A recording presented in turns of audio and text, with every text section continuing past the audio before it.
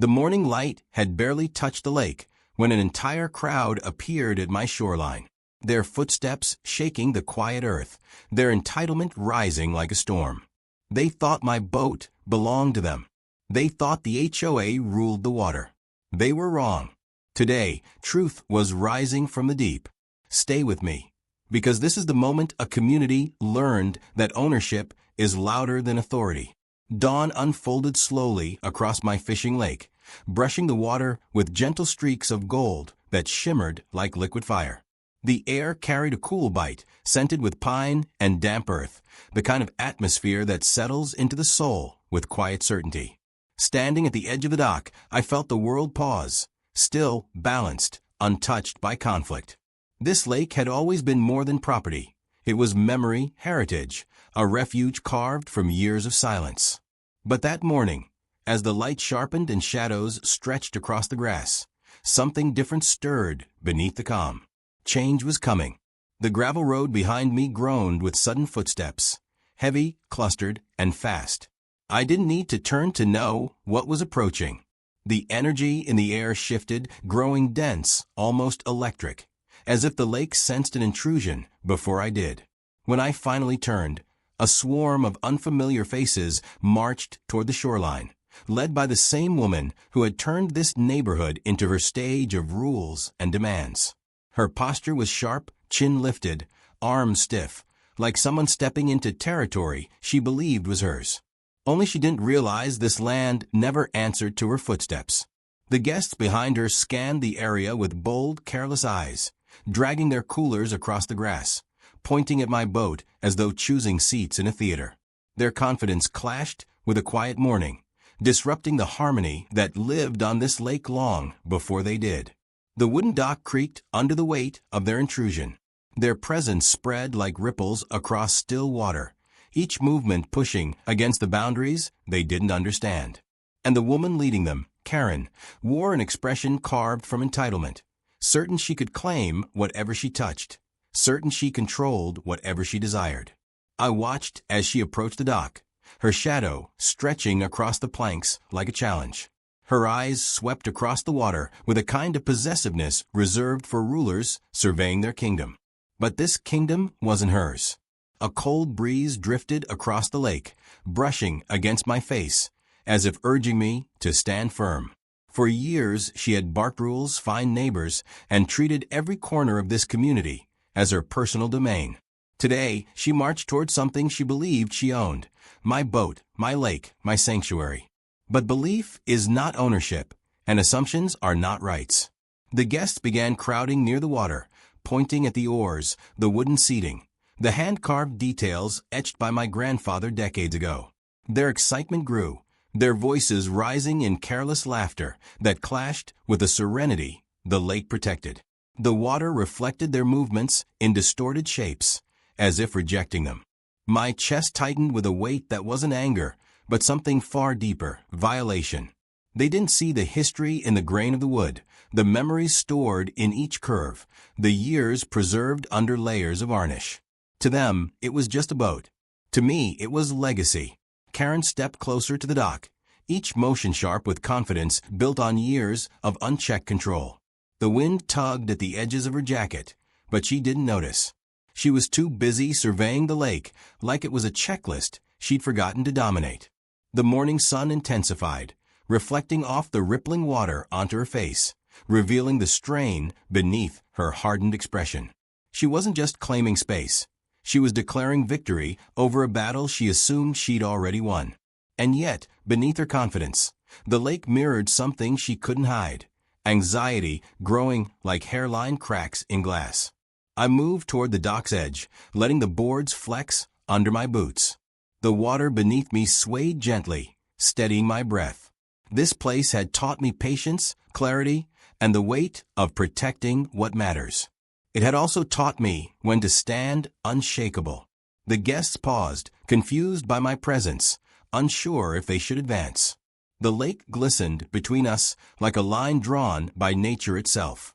Their laughter faded into murmurs, and a hush settled over the water.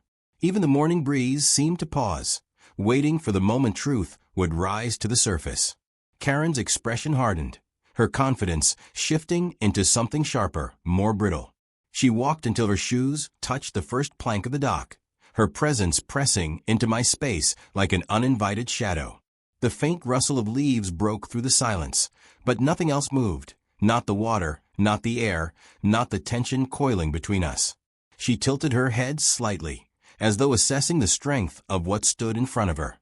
Yet, behind the mask of control, her eyes flickered with uncertainty. She didn't know the law.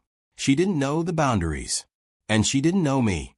The lake held its breath as her guests shifted anxiously behind her, unsure whether they should continue forward or retreat.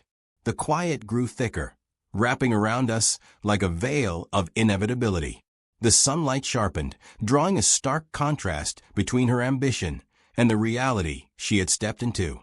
I could feel the shoreline pulsing with memory of generations who had cared for this land, of seasons that shaped its edges, of rights protected long before this HOA existed. Karen did not understand the depth of what she had challenged, but she was about to learn. Every boundary has a history. As I stepped fully between them and the boat, the world seemed to settle into clarity. The reflection of the dock shimmered beneath me, steady and sure, as though the lake itself acknowledged my presence. Karen's breath hitched, her confidence faltering for the first time. The guests stepped back, the weight of silence pressing them into stillness. This wasn't confrontation. This was truth stepping into the open. The lake, the boat, the history, they were mine. Always had been. And today marked the beginning of the moment she would finally understand the difference between authority and ownership. The tension thickened as the morning matured, turning the soft gold of dawn into a sharper, whiter glare that revealed every detail along the shoreline. The silence around the lake deepened, not with calm, but with anticipation. Nature itself seemed to sense that something was unraveling, something long overdue. The wind shifted direction and slowed, as though it wanted to witness what would come next. I stood firm at the water's edge, feeling the earth steady beneath my feet. The moment had changed. This was no longer about a boat or a lake. This was about truth rising to the surface. Behind Karen, her guests exchanged uneasy glances, their earlier excitement dissolving into restless discomfort. The lake reflected their growing uncertainty in fractured ripples, scattering their confidence across the shimmering surface. Karen, however, clung to a stubborn stillness, a stillness not born from strength, but from denial. She scanned the water with an expression that tried to imitate control, yet the edges of her stance betrayed a tremor she couldn't hide. Entitlement had always carried her forward. But today, the ground beneath that entitlement was thinning, becoming less steady with every breath she took beside the sacred shoreline. The lake held a long memory. It remembered storms, seasons, and the footsteps of those who had respected its borders. It also remembered who belonged and who didn't. As sunlight brightened the water into a gleaming sheet, a strange contrast formed. Her bold presence against the quiet dignity of the land. I felt the weight of history behind me. Generations who had cared for this shoreline, carved this dock, preserved this water. Their echo lived in every plank, every shimmer, every breath of wind. That legacy formed a silent barrier between her claims and the truth she refused to see. Karen stepped toward the dock again, but this time her movement lacked the clean precision she usually commanded. Her posture faltered, her breathing quickened, and the sense of ownership she projected began to crack. The lake's reflection warbled her silhouette into something distorted, a shape stretched thin by arrogance. Her guests began drifting away from the water inch by inch, as though the lake itself was pushing them back. The energy shifted around us, turning the once bustling huddle into a hesitant cluster. Even the rustling leaves overhead seemed to whisper a warning she continued to ignore. The sun rose higher, painting the surface of the lake in blinding silver streaks. The landscape sharpened into high contrast, light and shadow locking into position like a silent verdict. The dock beneath my feet creaked in the stillness, its aged board supporting me with a strength forged from decades of storms. I felt grounded, settled, certain. This land was not mine by force. It was mine by lineage, by law, by love. And for the first time, Karen sensed that certainty. The edges of her bravado softened as she noticed the unwavering steadiness in my stance. Her confidence flickered. It wasn't dramatic, it was subtle, a tightening of the jaw, a shift in her eyes, a faint tremble in her shoulders. She surveyed the lake again, but this time with a searching look, as though trying to find an angle she had overlooked. But truth does not bend for convenience. It does not move for comfort. Her gaze drifted to the property marker embedded near the shoreline, its brass plate gleaming under the sun, quietly asserting the boundary she had never cared to learn. The truth she ignored now stood in front of her like stone. A cold hush swept across the clearing. Karen's guests looked between her and the lake with growing unease, their earlier confidence dissolving like footprints in soft sand. They had arrived with entitlement, but entitlement is fragile when placed before fact. The sound of distant water lapping against the dock created a rhythm, steady, patient, ancient. It was a reminder that nature does not rush. It waits, watches, and eventually reveals. That morning, the lake revealed everything. Her posture, once sharp as steel, now held a faint bend. She knew something was shifting, though she did not yet understand how deeply. The shadows around her elongated as the sun moved overhead, stretching across the dock like reminders she couldn't escape. The lake reflected its brilliance with unwavering clarity, while her presence seemed more and more out of place. She scanned her surroundings again, hoping the landscape would validate her assumptions. But the land remained loyal to the truth. The stillness around her wasn't silence, it was judgment. The rising heat made the moment feel heavier, pressing on her shoulders like the weight of the truth she had never prepared to confront. The facade of dominance she carried began to sway. The longer she stood there, the clearer it became that this was not a battle of personality. It was a battle of reality. The lake did not respond to demands. The shoreline did not bow to authority. This land had its own language, spoken through boundaries carved by time. Karen had walked into this space with an assumption that rules she created were stronger than roots planted long before her. Now she stood on ground that rejected her entitlement. Her guests remained frozen, witnessing the moment a person realizes their imagined power holds no weight against actual ownership. The morning solidified into a single, defining moment. The lake shimmered with a clarity that felt almost divine, its surface mirroring a truth no one could argue. I stood unmoved, anchored not by defiance, but by certainty. The air grew still around us, expectant, deliberate. Karen's bravado collapsed beneath the weight of the environment, leaving only the fragile remains of misplaced confidence. For the first time, she understood she stood on land that answered to someone else entirely. The lake had spoken, silently but unmistakably. And now, she would have no choice but to face what came next. As the sun climbed toward its highest point, the lake transformed from a peaceful surface into a mirror of judgment. Its silver sheen reflected the tension that had tightened across the shoreline, stretching unseen threads around every witness. The day had shifted from calm morning air to a stage prepared for reckoning. The air grew warmer, heavier, pulling each breath down to the chest.